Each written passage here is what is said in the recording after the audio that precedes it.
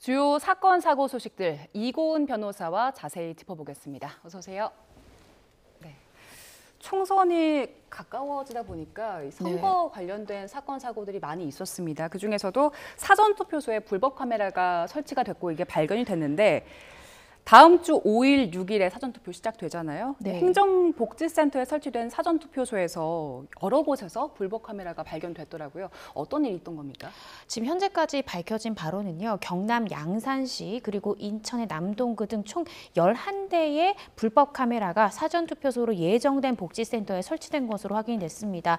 환경미화원이 해당 복지센터를 청소하다가 우연히 정수기 위에 설치된 지금 화면에서 보시는 것처럼 특정 통신사의 마치 통신기기인 것처럼 위장한 불법 카메라를 발견하고 신고를 하면서 수면 위로 드러나게 됐는데요. 예. 지금 해당 사건의 피의자로 지목된 사람이 경찰에 체포돼서 조사를 받고 있는 그런 상황입니다. 네, 지금 저렇게 꽂혀 있으면 사실 카메라인지 네. 아니면 정말 통신 장비인지 잘 모를 것 같아요. 그걸 의도를 했겠죠. 네.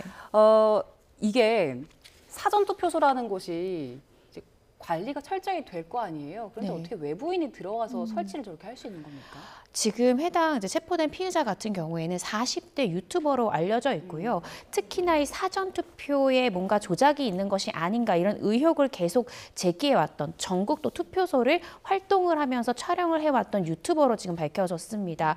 그래서 이 투표소 안은 잠겨있기 때문에 들어갈 수가 없어서요. 그 입구 부분에서 투표자들이 이제 드나들고 오가는 모습을 촬영할 수 있는 각도로 이 정수기에 설치한 것으로 보여지고 그동안 아직까지는 사전투표가 오픈되지 않았기 때문에 정수기 위에 정말 특정 통신사의 마크까지 붙여서 이거를 해당 플러그에다 꽂아놨기 때문에 그동안 이 청소하시는 분들은 이게 당연히 특정 통신사의 통신기기인 줄 알았다라고 이 위장한 이 수법 때문에 그동안 발각되지 않았던 것이 아닌가 추측이 되고 있습니다. 지금 붙잡힌 한 명 40대 남성 네. 왜 이걸 설치했다고 합니까? 그 주장이 나왔습니까? 본인은 이제 계속해서 이 사전 투표에 대해서 실제 투표자 수와 또 실제 사전 투표를 하는 사람 수에 좀 확인을 하고자 했다라는 목적이고요. 이 투표 과정 중에 혹시 위법한 선거 개입이나 또 위법 선거 여부가 있는지를 밝히기 위해서 본인이 이런 행동을 했다라고 주장하는 것으로 알려졌습니다. 근데 경찰이 파악한 결과 이 특정인 A 씨를 도운 또 공범이 있다라고 지금 밝혀지고 있는데요. 예. 공범은 아직까지 신원불상이지만 이자 또한 이 선거의 불법성 개입 여부, 특히 사전투표의 불법성 개입 여부에 대해서 관심을 가진 인물로 알려져 있습니다. 지금까지 이제 밝혀진 게 양산 쪽에서 4곳 그리고 네. 인천 쪽에서 7곳 이렇게 해서 한 11곳 정도로 확인이 됐는데 네. 본인 주장 보니까 지금 밝혀진 것보다 더 많은 것 같더라고요. 맞습니다. 그러니까 경찰이 지금 조사를 해보니까요. 본인 주장은 이렇습니다. 이 A 씨는 사실은 난 전국을 돌아다니면서 차량을 이용해서 설치를 한 게 맞고 지금 11곳 제가 말씀드린 곳도 다 똑같은 수법. 이 특정 통신사를 위장해서 명함보다 약간 큰 정도. 예. 그래서 소수용 카메라를 설치한 수법인데요. 동일한 수법의 카메라가 지금 발견되고 있습니다. 근데 피의자 A 씨의 주장은 지금 발견된 것보다 내가 실제 설치한 카메라의 수가 훨씬 더 많다라고 얘기하고 있어서요. 경찰은 일단 A 씨의 진술을 좀 확인한 다음에 그 진술에 맞춰서 증거품을 좀 확보할 것으로 보여집니다. 네, 이런 그 투표 장소요.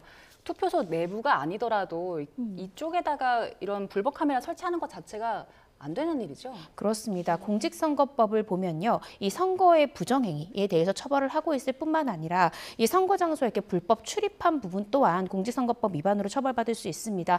또한 본인이 선거를 방해할 의도, 즉 범행의 목적을 가지고 침입했을 경우에는 해당 건조물 침입죄로 형법상 건조물 침입죄 또한 함께 성립될 수 있습니다. 조금 더 조사를 해봐야겠지만 네.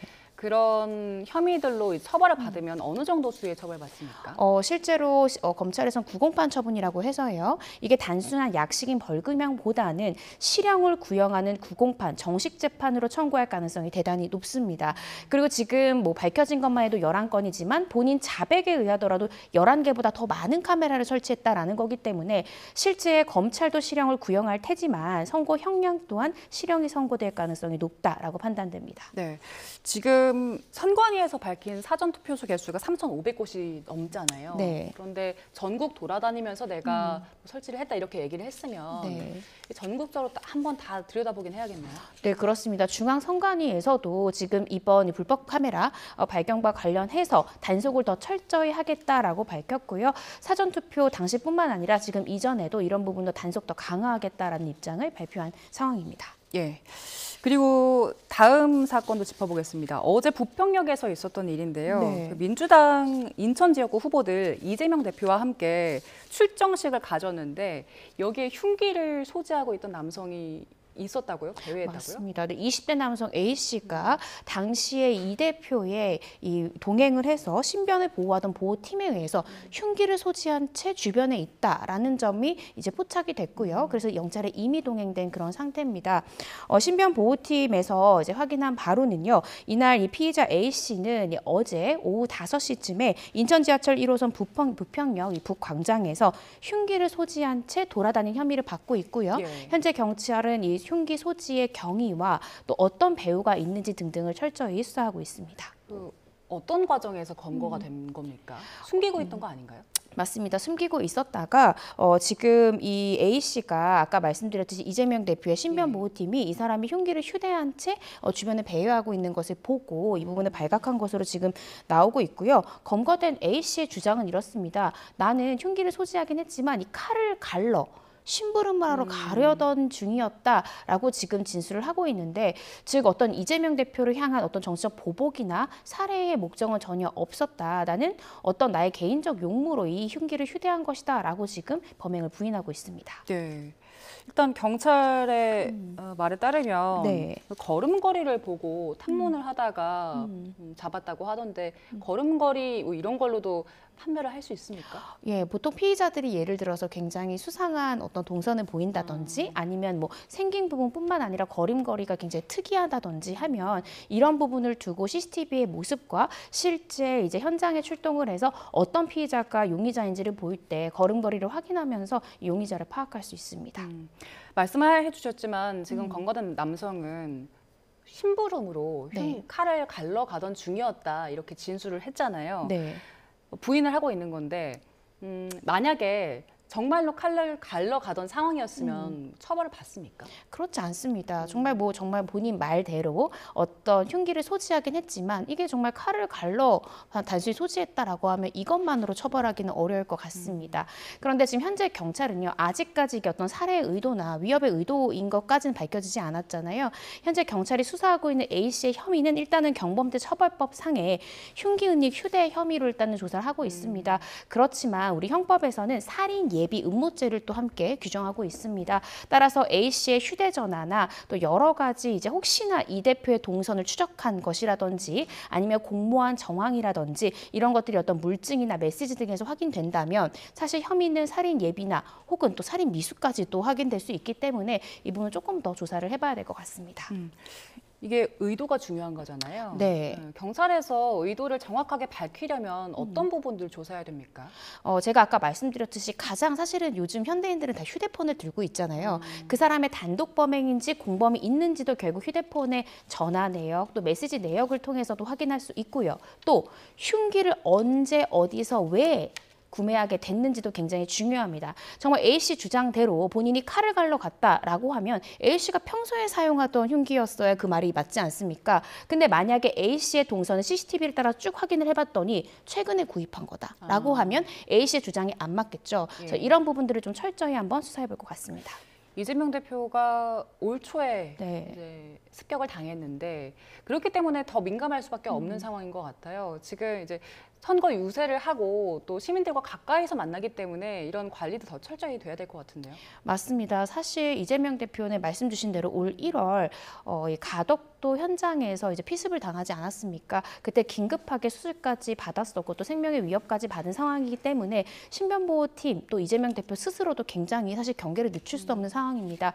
그래서 단순히 흉기를 소지했다는 것만으로 그 사람한테 임의 동행을 해서 이렇게까지 혐의를 묻는 건 너무한 거 아닌가라고 보는 일각의 시선 사건도 있을 수 있는데 최근 그것뿐만 아니라 배현진 의원 피습 사건도 있었습니다. 예. 정치적 보복의 목적일 가능성도 있기 때문에 경찰 그리고 또 이재명 대표 입장에서도 이 부분에 대한 배후나 목적을 철저히 수사할 수밖에 없는 상황으로 보여집니다. 네, 알겠습니다.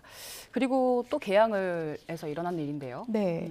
이천수 씨 개항을 원희룡 후보 후원 회장으로 활동을 하고 있잖아요. 네. 선거운동 돕는 과정에서 이천수 씨를 폭행한 일도 있었고요. 네. 또 협박을 한 일도 있었습니다. 어떤 네. 일이 있었습니까? 지금 말씀 주신 대로 이천수 전 국가대표 선수 같은 경우에 원희룡 후보의 지금 후원 회장으로 활동하고 있죠. 그래서 아침 7시쯤에 이 역에서 이제 유세 활동을 좀 돕고 있었습니다. 그 과정 중에 60대 남성 A 씨가 이천수 선수에게 손을 잡고 허벅지 부분을 좀 가격하는 그런 폭행에 피해를 입었다라고 알려졌는데요. 또 같은 날 오후에는 이 이천수 전 선수에게 다가와서 이 드릴을 휴대하고 예. 가족에게 마치 보복을 할 것처럼 그렇게 협박을 하는 그런 사건까지 발생을 해서 이 해당 협박법은 70대 남성 B 씨로 지금 알려지고 있는데 지금 2명의 피해자에 대해서 경찰이 수사하고 있는 그런 상황입니다. 예. 그런데 이게 선거운동 과정에서 있던 일이고 네. 또 원희룡 후보의 후원 회장으로 활동하는 이천수 씨를 상대로 한 범행인데 공직선거법이 적용이 안 되고 그냥 단순 폭행, 협박죄가 적용됐더라고요. 그렇습니다. 경찰도 처음엔 이 공직선거법 위반에 해당하는지 여부를 한번 철저히 보겠다라고 했는데요. 공직선거법 위반에 해당을 하려면 일단 해당 법조에서는 선거 관련자를 폭행하거나 협박해야 됩니다. 이 선거 관련자의 범위도 이 해당 법이 정확하게 정하고 있는데요. 뭐 선거인이나 선거 사무원, 뭐 후보자 등등 정확한 이 범위 안에 들어야 선거 관련자로서 이 관련자를 폭행, 협박해야만 공직선거법 위반죄가 해당이 됩니다. 그런데 이천수 씨 같은 경우에는 어떻게 특별하게 정식으로 등록된 선거 사무원도 아니었고요. 또 해당 선거구인 이 계양구에 본인의 주소지를 둔 것도 아니어서 안타깝지만 이 선거 관련인의 범위에 해당하지 않아서 일반 폭행, 일반 협박죄로 해당 피의자들이 수사를 받고 있습니다. 선거 관련자에 대해서만 그 공직선거법이 적용되는 거면 후보의 후원 회장은 선거 관련자가 아니라는 거죠? 네, 그렇습니다. 만약에 이천수 씨가 정식으로 이 부분에 대해서 선거 사무원으로 등록된 상태였다면 이 선거 관련인에 해당해서 이러한 선거 관련인을 폭행 협박했다라고 봐서 공직선거법 위반죄로 해당할 수 있지만 아직까지 이천수 씨가 정식으로 이런 부분을 선거 사무원으로 등록된 상태는 아니거든요. 그래서 이런 부분들을 고려해서 일반 형법이 적용될 것으로 보여집니다. 그 공직선거법이 적용될 때랑 단순 폭행 협박죄로 적용이 될 때랑 처벌 수위가 좀 차이가 납니까? 굉장히 큰 차이가 납니다. 공직선거법 위반죄에 해당할 경우에는요, 10년 이하의 징역이나 500만 원 이상 또 3천만 원 이하의 벌금형에 처해지는데요. 단순 폭행 또 협박 같은 경우에 2년 이하, 3년 이하 징역이기 때문에 형량 자체도 굉장히 다릅니다. 지금 60대 남성 A 씨와 또 70대 남성 B 씨가 초범인지 여부를 알긴 좀 어렵지만 만약에 형사처벌 전력이 전혀 없는 초범이다라고 하면 사실상 이천수 씨가 입은 뭐 상해를 입은 것까지는 아니기 때문에 단순 폭행 같은 경우에 보통 벌금이 50만 원에서 150만 원 사이가 초범에 대해서는 많이 선고가 됩니다. 협박죄 또한 마찬가지여서요. 사실상 벌금형 정도의 이 피의자들이 그치지 않을까라는 예상을 해봅니다. 지금 그 이천수 씨 상대로 협박한 사람은 그 가족을 상대로도 얘기를 했더라고요. 뭐 가족이 누군지 안다, 어디 사는지도 안다 이런 얘기를 했던데 상당히 두려웠을 것 같습니다. 이런 식으로 선거 운동을 할 때 그 직접적인 폭행이나 협박이 이어진 경우들도 많을 수 있는데 그럴 때는 대응을 어떻게 하는 게 좋습니까? 사실상 지금 뭐 알려진 바로는 흉기에 해당할 수 있는 드릴을 휴대하고 이거 특수협박에 해당할 여지가 있는데요.